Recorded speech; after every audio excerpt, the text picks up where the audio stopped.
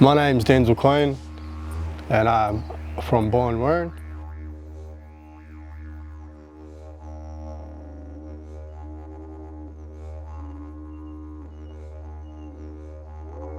Boorn Wirn is something that it was a hobby for me that I took from rehab to help me stay clean and sober.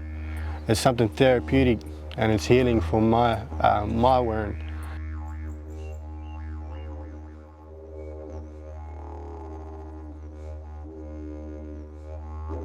Boorn Wirn means tree spirit, and I got the name Boorn Wirn from the grain of the tree. The grain of the tree represents each year the tree has lived, and to me it goes hand in hand with what I do.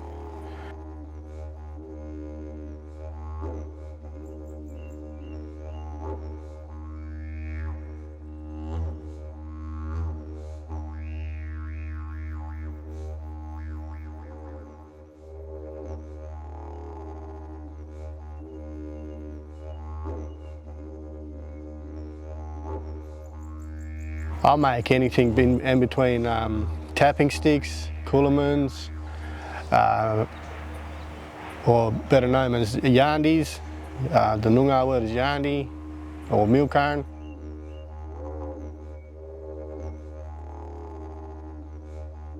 We're in Goreng Country now, and I just wanted to show you this tree that we come across. It's fallen.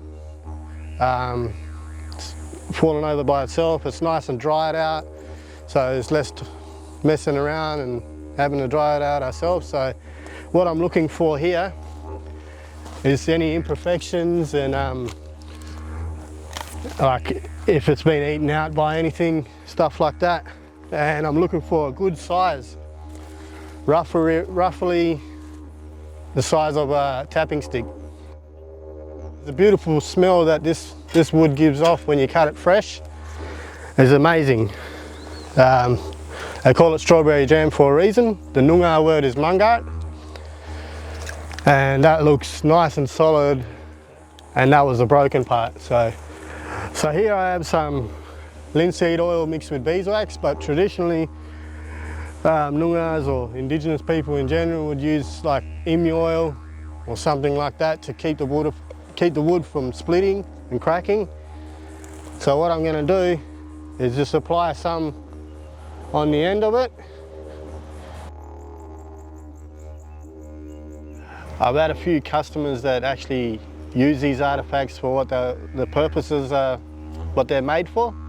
There's a couple of blokes over east that wanted boomerangs, and they went out and caught a kangaroo. Which has inspired me, myself, to go out and use them as well, and I've caught a kangaroo. And it tastes that more lovelier, true as, just catching my own feed. Yeah, connecting back to culture has been really a big part of my healing. It's shifted my mind in a way that helps me look at life from a different angle, a positive angle. And when I'm out on country, I love to connect. Something that goes unseen is the effort it takes to go out on country and find the right piece of wood. You know, it takes me roughly an hour or so to go to a certain place to find certain things. For example, like, you know, it's not just, when I go out, the certain thing that I'm looking for isn't just right there presented in front of me, waiting for me. I got to search for it. I got to look for it. Last time I come here with my uncle, he showed me this spot and he said, you know, we came here to learn how to make artifacts. He was showing me his knowledge of what he knows, and I cut this didgeridoo, or otherwise known as a yadaki, from the mort tree, which is this tree. So I mainly sell my artifacts online on a Facebook page I've made up. Luckily, I've got a lot of good people around me that support me and give me that extra push. My sister, my partner, both told me, you know, you should make a business page up. So I did. And a lot of it's sold on there.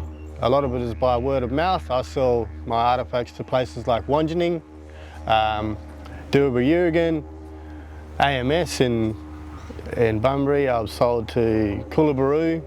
It was one of my very first clients. It's so therapeutic, and this could help save someone's life. Like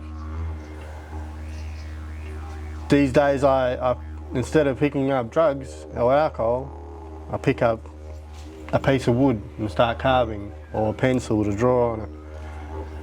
I pick up the wood burner and I burn on it. You know, all these things that I do to help me stay clean and sober can help another person get clean and stay clean and sober. So if there's one thing that I could share with people is don't be afraid to share the knowledge at the cost of losing out on money, because money is not going to give you everything, you know. What I'm leaving behind when I die, I've got all these artifacts that I've sent all over the country, and that's got my name on it. And people are going to remember me as this person, you know, that shared the knowledge and wasn't greedy and a gatekeeper.